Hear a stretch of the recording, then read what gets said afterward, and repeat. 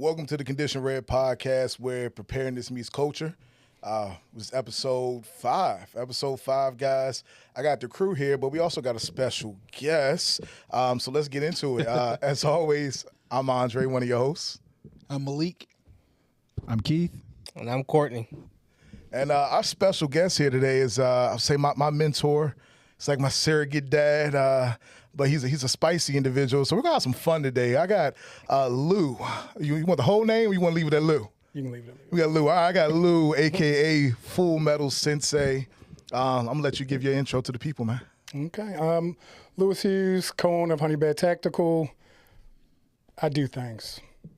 I do things. All right. Cool. Kind of thing, you want to tell us kind of things you do? It's like top secret? I'm a trainer. You're a trainer? Okay. Competition shooter, Master brand trainer? ambassador, You know? master trainer. All that good fun All stuff? that good stuff. I try to make sure people are accountable for what they do. I teach grandmas to shoot people in the face. There you go. Grandma's okay. how to shoot. That's a bar right there. Hey. You said accountable. That's a big word. That is something I can say you are very big on accountability. And today, that's kind of what we want to talk about, right? Some level of accountability. To a degree. In this gun world that we in. Keeping yourself Yeah. honest. Yeah, keep being honest. you're So, doing. as you guys get out there, whether you're a beginner or especially if you're a beginner, right? But someone who's been in the game for a while, you've gone on YouTube and Instagram, and you've gone to go research certain things or look up a gun or whatever the case may be. You've probably seen some very interesting things. We could all agree. And, 100%. and the bad thing about it is, if you're a beginner, you probably don't know what you're looking at and whether it's right or wrong or whatever the case may be. So that's what we're gonna talk about today. I'm gonna tell you right now, as the resident beginner, bro, I done seen some shit and I've been like, okay, I'm a nerd, lifelong nerd. I know nerd shit when I see nerd shit. Okay. When I see a bunch of folks out in the woods, helmets on, night vision, plate carriers, 6 mags, dressed to the nines, right? Okay. But I know you live in New York City. Okay. I see that, and I'm taken back to Comic-Con, where I see the dudes dressed like Jedis, and they got their lightsabers going. Shoom, So you feel like they're cosplaying? This is I know it when I see it, bro. Okay. And it is not to say that it's not viable training for some folks. I guess if you do it intentionally, but it's a lot of it out there, and I'm like, y'all just having a grand old time being nerds, and it's cool. Like, I support it as long. Like, here's the thing: if your justification is, bro, I'm having a grand old time, I'm having fun, you can buy F-16 right now, and I will not question your purchase if you tell me, Malik, I just wanted it because it's fun. Yeah. But when I see you lying to the people, or fear mongering over a shit hits the fan situation, so you can then go and shill some more stuff to them folks. Yeah. Now I'm on your ass. Okay. What's your thoughts on that? So I get what you're saying. Like you said, I'm a nerd too. I'm an engineer by heart. So you're right. There is a lot of cosplay, but you got to think about what you see on YouTube as a YouTuber or gun tuber. Is that what they call it? Gun-tuber now, yeah. Gun tuber. It's entertainment. What's gonna get views? Like, you're not gonna click on an infomercial. You're gonna click on that music video with Shorty shaking the behind. Oh, for sure. So at the end of the day, the SHIT hitting the fan. That's everybody wants to watch a zombie movie. We don't believe zombies exist, but we all want to watch 28 Days Later. Absolutely. So it's preparing for the worst case scenario. I tell people I'm not buying those because they $25,000. Yeah. I could take $25,000 and go buy me a bunch of coke and hookers and have a better time with these knobs. Sir. And I still be able to see in the dark. So you're right, though. But a lot of it speaks to the people that are spending the money. Because if I make it aspirational, you're now going to want to go out and buy that scar. Yeah, you got to do more and So more and more. If I do a video on the high point, ain't nobody going to watch it. I do a video on the $7,000 2011, it's going to do numbers. Yeah. Because that's aspirational. We watch entertainment for aspirational purposes a lot of times, not education. This shit really hip hop, yo. Yeah, that's what it is. I worked in one of the largest telecommunications companies in the world. I know how marketing works. I do it for a lot of companies. We market based on what we think you want to see, that you're going to engage with, that you're going to want to go in and say, you know what? The rent could be late this month. I'm gonna go ahead and buy that new gun though. How many people have you worked in the retail area? You know what it is. I just bought a CCO credit. How many baby mamas come in there and buy them Dracos around tax time? They buy a lot of Glocks. They come in there because it's cheap. It's cheap. They just got that tax money back. Tax money coming. It's about to be. It's about to be that season. So you got to understand what you're seeing is based on what the market thinks you want to see. Can I ask you this though? Where do you draw the line? And you're a trainer, so you see you train the trainers. I do. So when you see when you see somebody rolling under cars and shooting, do you go, "This is a viable training option," or do you go, "Why are you selling wolf tickets to the people?" It's training for somebody. Now, does it have these people, if the real hit the fan, half of them die better, they're going to die because they can't get insulin anyway. Fair. So while they jumping under stuff, jumping over trees and doing all this other stuff, I go by 3 terms. Did you show me your targets? And how many cuts was in the video? If it's a bunch of cuts like magic, a Michael baby. Baby, I take this whatever. I need a John Woo one take. Yeah. Because if it's not one take, I know you bull. Because I can see the muzzle and tell you where them shots were. So I look at it like, but somebody's going to see that and be like, you know what? That looks like fun. I'm going to get out there. Yeah. And if it gets one person off that couch and into the range, then it's okay. As long as you're being safe, as long as you're not doing anything weird, like being unsafe, which is, if you can do anything you want as long as you're being safe. You got eyes and ears, doing what you got to do. You can put all the gear on. You can put plate carriers, 3 bump helmets, 7 sets of night vision. You can strap a rocket launcher to your ass. I don't care. As long as you're being safe. Yeah. And if that inspires somebody to say, you know what? I want to go get some training. I get trainers all the time to send me the snitching. I call them the snitching DMs. Look at this guy. Look at this guy's Instagram reel. Okay. Do they do that often? Like, yeah. Oh, some people. All the time. Whoa. I might be in one, but it don't really be me. Oh, this dude right here. Okay.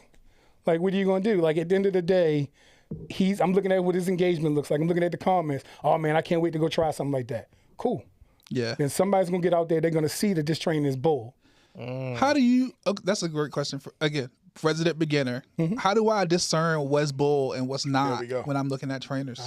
We talk about vetting your trainer. Okay. So if your trainer, it'll be spicy. If your trainer, his certificate was issued last year, you should probably go ahead and ask him what other training he's taking. Because NRA and USCCA, they're great companies for what they are. But that's like saying I'm going to be a driving instructor when I just got my license last year. Right. You ain't putting enough hours on the road. Like, I give all my trainers a curriculum. Like, we run a trainer development program where that's just the beginning. Like, you're talking about educating adults. You got to be able to teach grandma to a 16-year-old. You got to know how to get that information, which can sometimes be stressful. They're heightened, everything else. You don't know what's going on. You know why that person's in the class. You have to be able to talk to everybody in that class in a way they're going to absorb it. You can't do that if all you know is like, yo, I got you. Yo, my class was lit. Grandma ain't getting that. Right. You got to be able to break it down correctly for them. So when you talk to your trainer, you ask them, hey, what other trainers do you have? Well, I'm USCCA or NRA certifiid. Okay, what other trainers do you have? Like, what's your background? Can you say you have 30 years in adult education? Can you say you're a master trainer? What does that mean? That means at the highest level, I can train the people that train the trainers. That means I put time in. Like, do you have I will ask them, find me other trainers that don't work with you that will recommend you. If your competitors will recommend you, then that should tell you something. Okay. Like, people ask me which trainers I should go to. I'm like, you can go this person, that person. It ain't in my company. But this is the person I know. I've seen them train. I know what they do.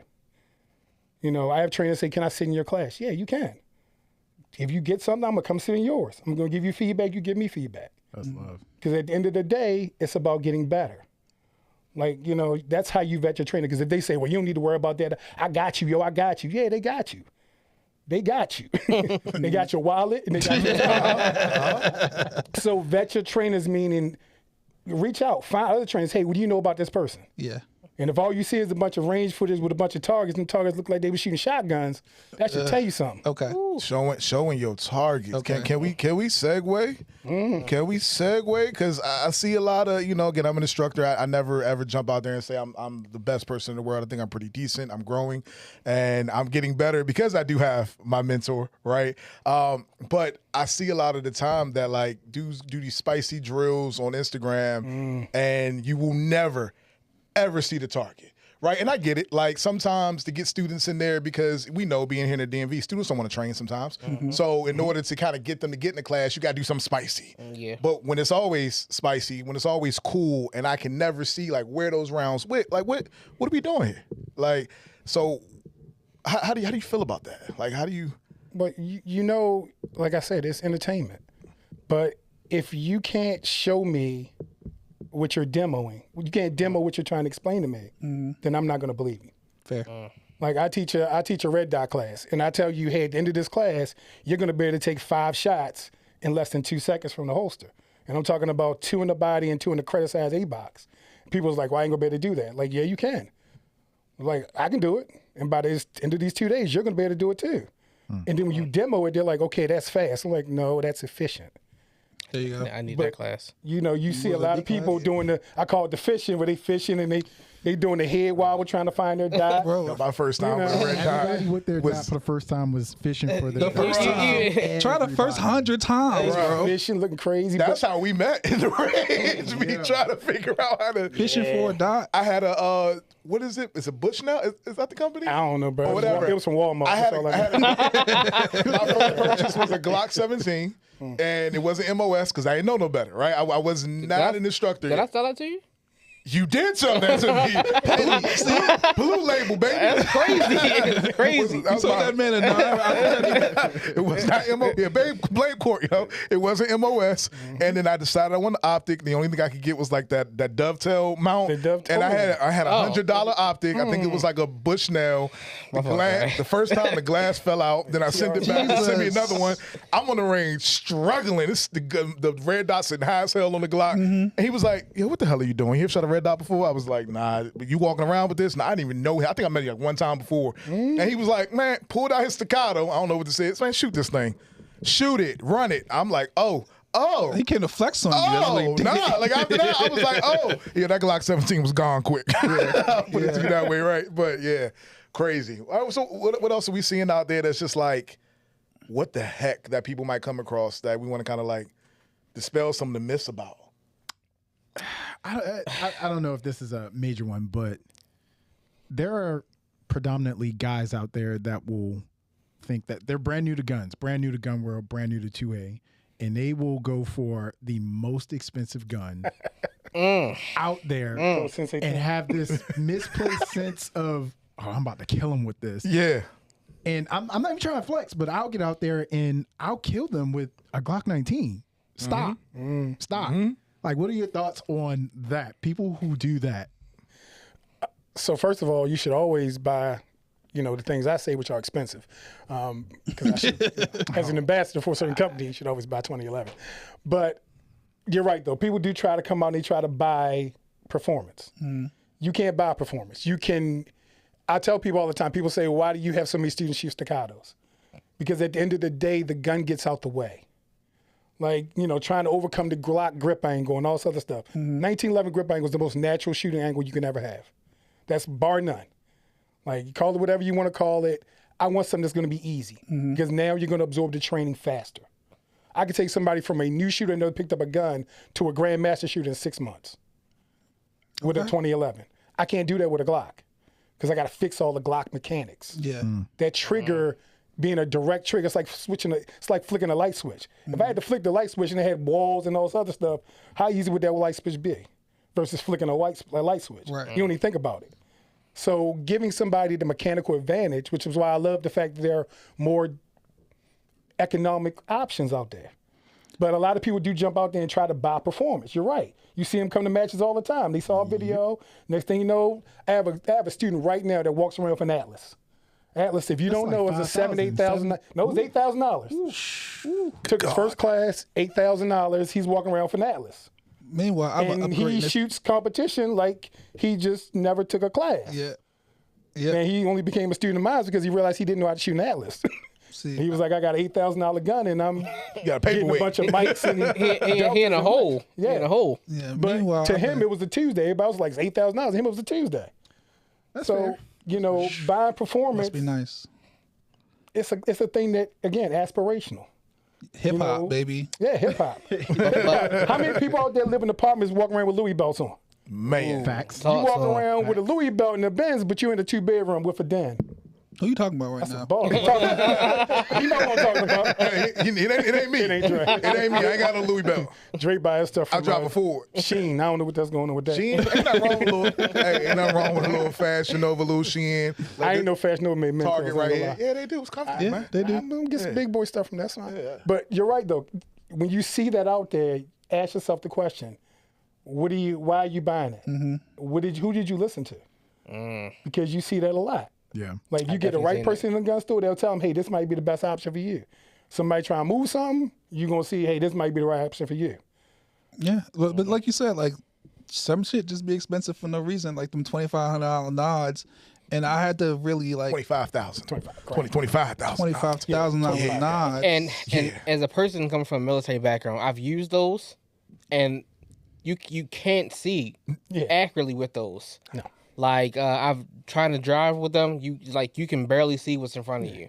Like, so having that type of money to spend on that and not train with it, it's a waste. I wouldn't even do the first part, which is buy them in the first place. Can I borrow yours?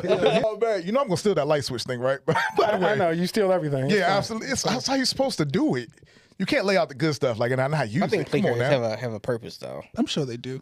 Like, I mean, Everything has a purpose. You got to think about, for somebody, it's a purpose.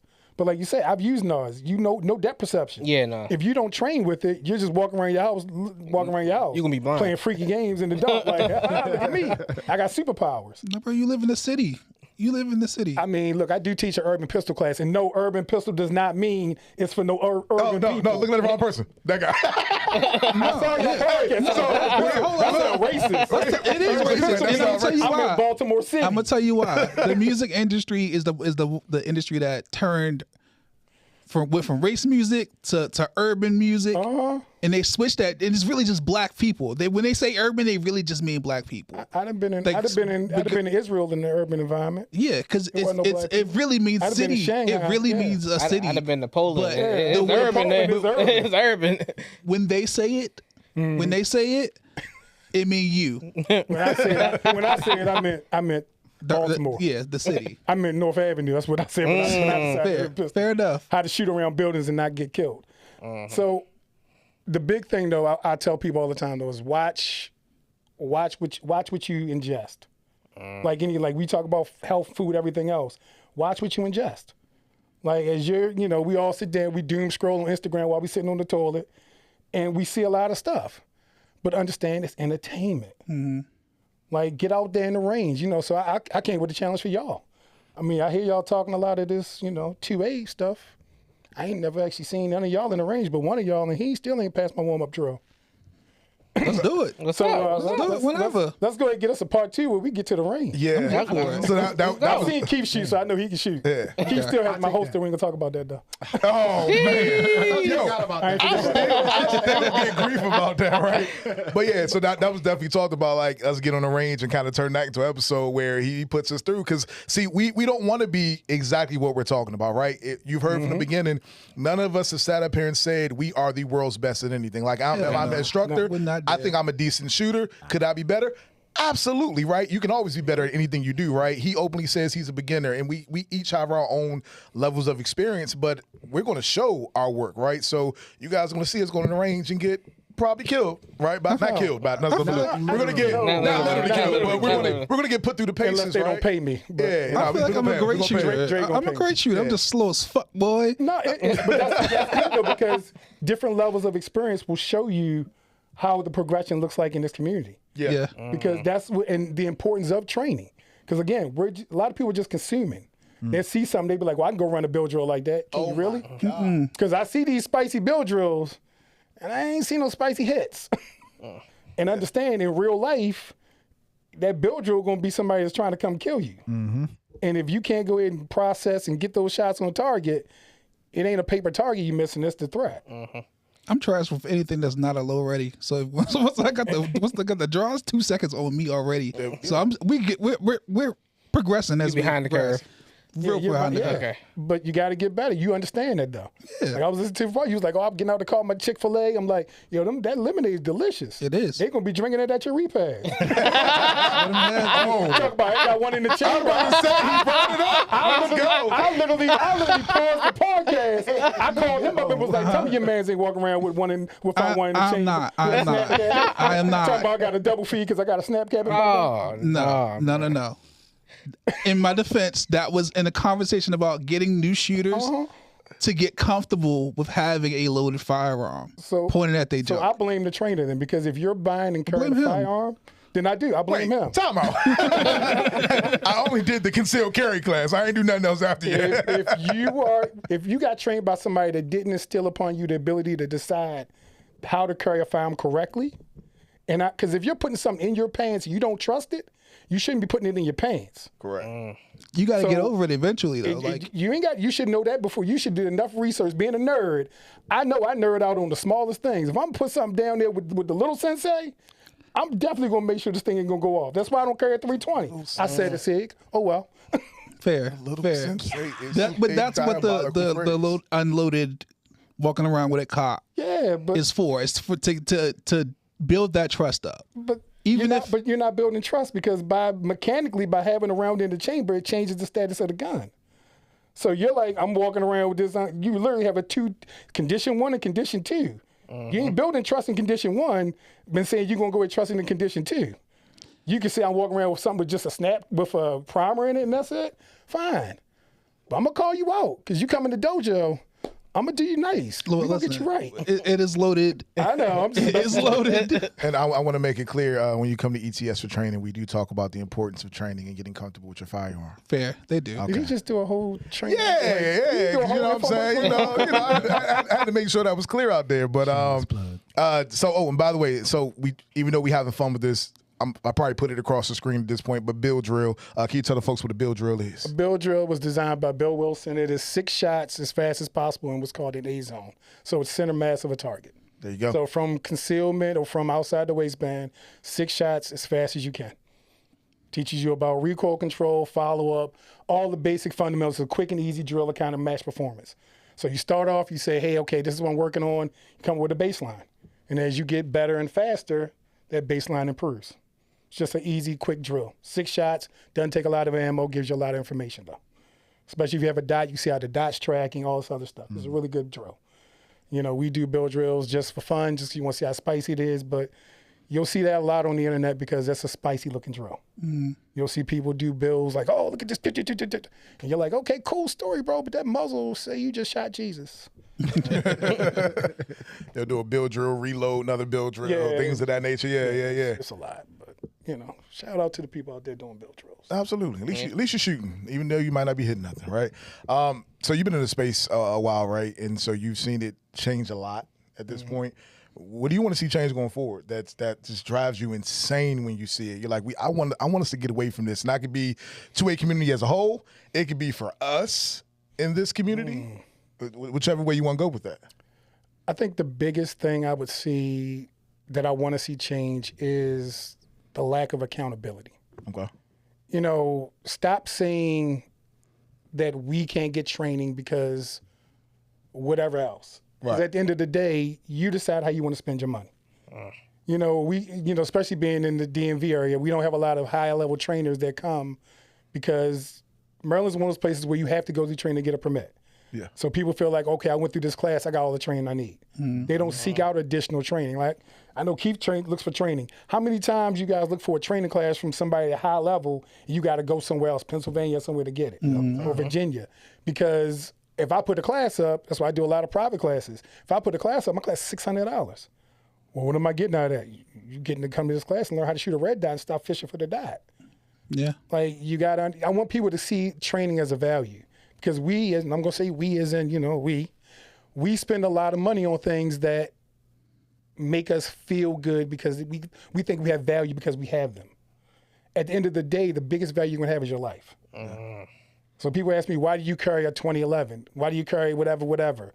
Oh, I would never carry a $3,000 gun. I say, this $3,000 gun makes me 20% better than the other gun. That 20% might be the reason I come home.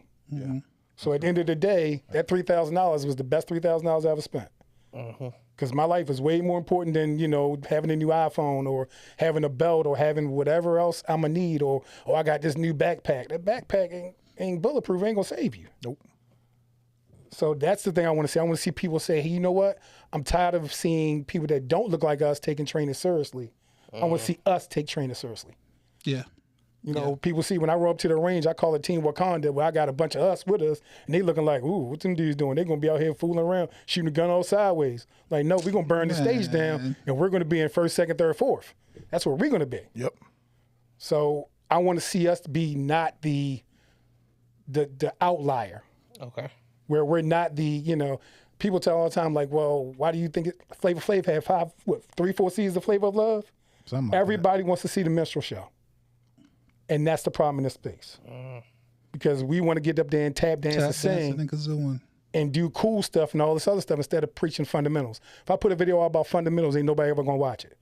If I put a video out me rolling around the ground, doing spicy drills and doing all types of quick cuts and reloads, it'll be the hottest thing ever. You see a bunch of fire emojis, oh, fire, fire, fire. But let me teach you how to reload a gun correctly, and it's like, oh, I want to watch that. Right. But you can't reload a gun to save your life if you die like a dog in the street. Because your gun malfunctioned because you walk around with snap caps. Oh my God. Oh my God. It's like a comedian. It's almost like a Chappelle thing. The way it's Chappelle thing, the way he circles it back. Full circle. All right, so every time, you know, we talk, you traveling, you're doing something. So 2026 has just kicked off. Where you at next? Where you headed? What you doing? SHOT Show's biggest thing I'm doing next. That is biggest industry event of the year. So I will be working at the Staccato booth with my partners from Staccato.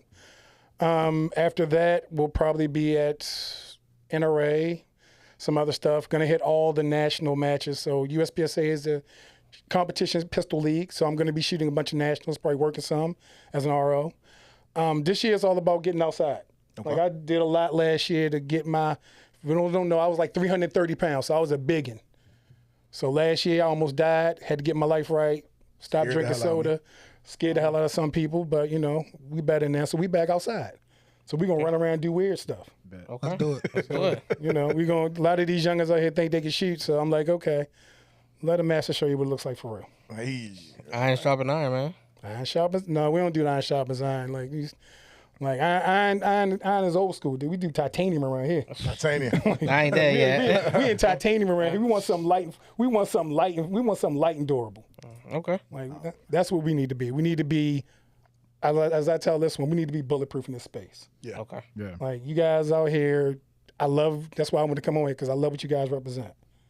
Like there's enough space out here for everybody to have a voice. Absolutely.